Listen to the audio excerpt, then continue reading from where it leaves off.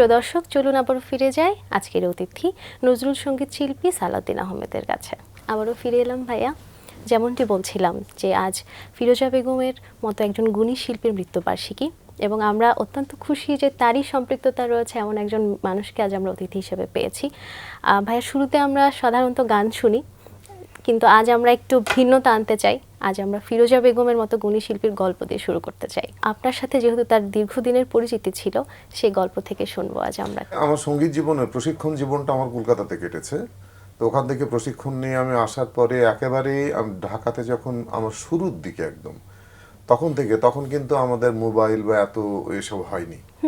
তো তখন রেডিওতে আমাদের বাংলাদেশ বেতারে সরাসরি যে অনুষ্ঠানগুলো, এগুলোরই খুব গুরুত্ব ছিল। তো এই অনুষ্ঠানগুলি কিন্তু এত বড় একজন শিল্পী ফিরোজা বেগম, একবার সারা পৃথিবীব্যাপী যার নাম যশ, সেই মানুষটি কিন্তু নিয়মিত রেডিও মানে আমাদের বাংলাদেশ বেতারের গান শুনতেন। এবং এই যে বাংলাদেশ বেতারের গান শুনেই কিন্তু ওনার সঙ্গে আমার প্রথম পরিচিতি। উনি একটি অনুষ্ঠানে, শিল্পকলা একাডেমিতে, উনি আমাকে বললেন যে তোমারই কি আমি গান শুনছিলাম এতে বাংলাদেশ বেতারে। তো এই তার সঙ্গে আমার পরিচিতি। তো তারপরে বিভিন্ন সময় বিভিন্নভাবে আমাদের সঙ্গীত বিষয়ে আমাদের সম্পৃক্ততা ছিল এবং স্নেহ করতেন সাংঘাতিক। আমৃত্যু আমাদের সঙ্গে এই সম্পর্ক ছিল। এবং তার মতো একজন গুণী শিল্পীর কাছ থেকে নিজের প্রশংসা পাওয়া, এটি নিশ্চয়ই অনেক বড় একটি প্রাপ্তির জায়গা তৈরি করেছে। সেই গল্প শুনবো। এবার একটু গানে যেতে চাই। কোন গানটি শুনবো শুরু? তারই একটি বিখ্যাত গান। আসলে নজরুলের গান যখন একদম নজরুলের কালো অধ্যায় চলছিল, নজরুল নির্বাক হয়ে গেলেন 1942 সালে। তারপরে কিন্তু নজরুলের জনপ্রিয়তাকে কাজে লাগিয়ে একটা শ্রেণী, যারা নজরুল সঙ্গীত প্রশিক্ষণই নেয়নি ঠিক মতো, তারাও কিন্তু নজরুল সঙ্গীতকে অপব্যবহার করে একটা ধ্বংসের দ্বার প্রান্তে নিয়ে গিয়েছিল। তো 1950 সাল থেকে 60 সাল, এই যে 10 বছর বা 12 বছর, এই সময়টা নজরুলের একটা কালো অধ্যায়। তখন নজরুল সঙ্গীত একেবারেই মানুষের কাছে ছিল না। এই সময়ে কিন্তু নজরুল সঙ্গীতকে একেবারে সাংঘাতিকভাবে সামনে নিয়ে এসেছিলেন যে দুই একজন শিল্পী, তার অন্যতম হচ্ছে ফিরোজা বেগম। তো সে ফিরোজা বেগমের গান মানেই জনপ্রিয়তা, ফিরোজা বেগমের গান মানেই রেকর্ড কোম্পানির আগ্রহ, এই সব বিষয়টাই তার বেলায় ছিল। তো তার একটি বিখ্যাত গান গায়, আমি চিরতরে দূরে চলে যাব, তবু আমারে দেব না ভুলিতে, আমি বাতাস হই না জড়াইব কেশ, বাতাস হই না জড়াইব কেশ, বেনে যাবে যবে খুলিতে, তবু আমারে দেব না ভুলিতে, তোমার সুরের নেশায় যখন ঝেমাবে আকাশ, কাঁদিবে পবন, রোদন হই না আসিব তখন, তোমার বক্ষে দুলিতে, তবু আমারে দেব না ভুলিতে। বাহ, চমৎকার। নজরুল সঙ্গীত শিল্পী ফিরোজা বেগম ছিলেন অত্যন্ত সম্ভ্রান্ত পরিবারের একজন নারী, এবং সেই রকম একটি ফ্যামিলি থেকে বিলং করে নজরুল সঙ্গীত চর্চা, এবং সেখানেও অনেক চড়াই উতরাই তাকে পার করতে হয়েছে। সেই প্রসঙ্গে একটু জানবো। আসলে এই বিষয়টি অনেকেই জানে না যে উনি কেমন পরিবারের মেয়ে। এখন আমি যদি বলি যে 1930 সালে ওনার জন্ম হওয়ার পরে, তো 40 সালের আগেই কিন্তু উনি কলকাতাতে গেছেন গানের জন্য। এত কম বয়সী একজন মেয়ে এবং ফরিদপুরের খান বাহাদুর পরিবারের মেয়ে, তো এই পরিবারের একটি ফুটফুটে সুন্দর মেয়ে এত কম বয়সে কলকাতায় চলে গেলেন উনি গান করবেন, গান শিখবেন। তো এই যে দুঃসাহস এবং সঙ্গীতের প্রতি তার ভালোবাসা, এটা বিস্ময়কর। তো এই যে উনি কলকাতাতে গেলেন এবং তার গান যেভাবেই হোক উনি যোগাযোগ করে HMV-তে চলে গেছেন। HMV মানে হচ্ছে যেখান থেকে রেকর্ডগুলো বেরোতো, যেখানে নজরুল কাজ করতেন। তো সেখানে গিয়ে তার গান শোনানোর ব্যবস্থা হয়েছিল এবং তার গান সবাই শুনে এত বিমোহিত হয়েছিলেন সবাই যে এত ছোট্ট একটি মেয়ে, সেই সময় নজরুল এবং নজরুলের আশেপাশের যারা ছিলেন, চিত্তরায়, কমল দাশগুপ্ত, সবাই তার গান শুনে একেবারে হতবাক হয়ে গিয়েছিলেন। তো এই যে বিষয়টা, তারপরে সঙ্গীত এমনই একটি কলা, একটা শিল্প, যেটি না শিখলে কিন্তু কখনোই হয় না। গলা ঈশ্বর দেন, কিন্তু সেই গলাকে সঙ্গীতের উপযোগী এবং সঙ্গীতের জন্যে তৈরি করতে হয়। তো সেই কাজটির জন্যে কিন্তু নজরুল ইসলাম, আমি যতদূর শুনেছি ওনার মুখ থেকেই, নজরুল ইসলাম বলেছিলেন যে এই মেয়েটি ভারী মুসলিম পরিবারের মেয়ে। তখন তো মুসলিম পরিবারে বা বাঙালি মুসলিমদের মধ্যেও গানের চল ছিল, গানের চর্চা ছিল এবং অনেক সংবেদনশীল একদম। তো ওনাকে তখন নিয়ে উনি বলেছিলেন যে তোমরা এই মেয়েটিকে একটু দেখো, শেখানোর ব্যবস্থা করো, ও নিঃসন্দেহে ভালো গান করবে, একদিন জয় করবে আমাদের সবাইকে। তো সেই ফিরোজা বেগম, উনি একটু একটু করে বড় হচ্ছেন এমন কিছু না। উনি 30 সালে জন্ম, মানে উনি 50-52 এরকম সালেই কিন্তু ওনার প্রশিক্ষণ শুরু হয়েছে। আবার এত অসম্ভব প্রতিভাধর, আমি কেন বলছি, উনি জীবনে কখনো কিন্তু খাতা দেখে গান গাইতেন না। যে গানটি তার হৃদয়ে একেবারে মানে জুড়ে যেত, গেঁথে যেত, তারপরে সেই গানটি উনি পরিবেশন করতেন। আর এত বড় একজন শিল্পী, এগুলো আমাদের সুখের অনুভূতি। আমি বলি, আমি আমার কথা বলছি, আমি একজন নতুন শিল্পী। তখন আমার গান শোনার জন্য আমার গান জোগাড় করা বা অন্য কারোর কাছ থেকে জোগাড় করা, এবং আমাকে উনি বলছেন যে তোমার ক্লাসিক্যাল গান বা নজরুল গান যেগুলো করছো ওর ক্যাসেট দিও। আসলে আমাদের তো ওইভাবে ক্লাসিক্যাল গান শোনা বা ক্লাসিক্যাল পরিবেশে চলার আমাদের সে সুযোগ হয়নি। তোমরা শেখার সুযোগ পেয়েছো, তো তোমাদের গান শুনলে বা তোমাদের কথাগুলো শুনলে আমাদের খুব ভাল লাগে। তো একজন, কি বলবো, কিংবদন্তি শিল্পী, আমার মতো একজন নতুন একজন শিল্পীকে এইসব কথা বলে কারা? যাদের কিচ্ছু হারাবার ভয় নেই, কিছু পাওয়ার নেই, সব পেয়েছেন।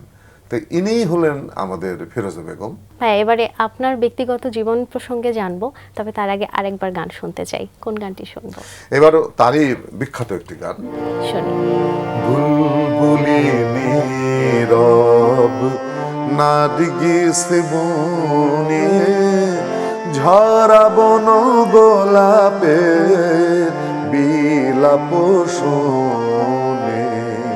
বুলবুলি নীরব নার্গিস বনে, সিরাজের নরজে ফাল্গুন মাসে, যেন তার প্রিয়ার সমাধির পাশে।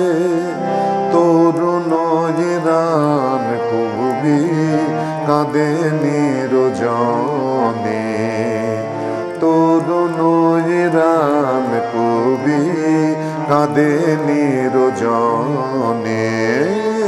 ঝরা বন গোলাপের বিলাপ শোনে, বুলবুলি নীরব নার্গিস বনে। বাহ, চমৎকার। যেমনটি বলছিলাম যে এবারে আপনার ব্যক্তিগত জীবন সম্পর্কে জানবো এবং গানের চর্চা বিষয়ে জানবো। আমি খুব সাধারণ একজন শিল্পী, একদম শুধু এইটুকুই বলতে পারি যে সঙ্গীত আমাকে অনেক কিছু দিয়েছে। সঙ্গীত আমার জীবন, সঙ্গীত আমার চর্চা। আমি আসলে সঙ্গীত শুরু করেছিলাম, করার পরেই আমি প্রায় যখন একটু বেশি গানের মধ্যে ঢুকেছি, তখনই আমার মনে হয়েছিল যে এক বিশাল শাস্ত্র, এতে আমাকে প্রচুর চর্চা করতে হবে এবং প্রচুর দৌড়াদৌড়ি করতে হবে, শিখতে হবে। তবে যে কারণে আমার সুযোগটা হয়েছিল কলকাতাতে, আমার পড়াশোনা বা গান বাজনা শেখার সেই ক্ষেত্রটা আমি পেয়েছিলাম। তো ওখানে বিখ্যাত ওস্তাদ এ দাউদ, ওনার নাম, ওনার কাছে আমি ক্লাসিক্যাল শুরু করেছিলাম। নির্মলেন্দু বিশ্বাস বলে একজন আমার প্রথম গুরু উনি, কিন্তু পরবর্তীকালে পণ্ডিত সুকুমার মিত্রের কাছে নজরুল এবং গজল আমি শিখি। তো এই যে শিক্ষার সময়টা, আমি সৌভাগ্যবান যে মানে ভারতবর্ষের শ্রেষ্ঠতম ওস্তাদদের সান্নিধ্য লাভ করার সুযোগ আমার হয়েছিল, এবং এটা আমাদের এই প্রিয় ফিরোজা বেগম জানতেন। তারপরে আমি যখন মোটামুটি একটা অবস্থানে এসে মনে হলো যে এবার আমি গান গাইতে পারবো, তখন এসে আমি ঢাকা আমাদের টেলিভিশন এবং বেতারে আমি অডিশন দিই। তো অডিশন দেওয়ার পরে সত্যি কথা বলতে কি আমাকে আর পিছনে ফিরে তাকাতে হয়নি। একদম যত রকমের সুযোগ সুবিধা, যত রকমের গুরুত্বপূর্ণ অনুষ্ঠান, সমস্ত অনুষ্ঠানে আমি সুযোগ পেয়েছি এবং তার সদ্ব্যবহার করেছি। তারপরে দীর্ঘদিন আমি বুলবুল ললিত কলা একাডেমি আমি শিক্ষকতা করেছি। এখন যেটা আমি করছি সেটা হচ্ছে যে আমাদের জাতীয় কবি কাজী নজরুল ইসলাম ইনস্টিটিউট যেটা ধানমন্ডিতে, তো সেখানকার আমার সিনিয়র টিচার এবং রাষ্ট্রীয়ভাবে নিয়োগকৃত যে স্বরলিপি সত্যায়ন বোর্ড তার আমি সদস্য। আমরা স্বরলিপি করি, আমি 50টা গানের স্বরলিপি করেছি। একেবারে সমস্ত সময়টাই আমার এই সঙ্গীত, উচ্চাঙ্গ সঙ্গীত এবং নজরুল সঙ্গীত একেবারে জড়িয়ে আমাকে পেঁচিয়ে আছে। এই নিয়ে আমি আছি, এই নিয়েই আমি থাকতে চাই। ভাইয়া, নজরুল সঙ্গীতের প্রসঙ্গ আসলেই যার নামটি বারবার উঠে আসে তিনি হলেন ফিরোজা বেগম, এবং তার সান্নিধ্যেও আপনি পেয়েছেন শুনছিলাম। তো আমার একটি প্রশ্ন করতে চাই যে আসলে তার চর্চা দেশে বা তরুণ প্রজন্মের কাছে কতটা হয়? সাংঘাতিক। তার মানে গান তো একেবারে সব ধরনের শ্রোতার কাছে, এটা তার একটা সৌভাগ্য বা আমাদেরও সৌভাগ্য যে ফিরোজা বেগমের গানের গলা বা তার গায়কী যেটা এত অ্যাট্রাকটিভ, এবং তার প্রেজেন্টেশন, যারা তার সরাসরি মঞ্চে অনুষ্ঠান শুনেছেন তারা জানেন যে এত আকর্ষণীয় তার প্রেজেন্টেশন যে সব বয়সের ছেলে মেয়েদের কিন্তু অনেক ভালো লাগার একটি বিষয়। তো এই মানুষটি কিন্তু শুধু নিজে গাইতেন না, শিল্পীদের উৎসাহিত করার জন্য এই যে আমার মতন অনেককেই কিন্তু উৎসাহিত করেছেন, তাদের শিল্পী হিসেবে প্রতিষ্ঠা করার জন্য তার অবদান অনেক।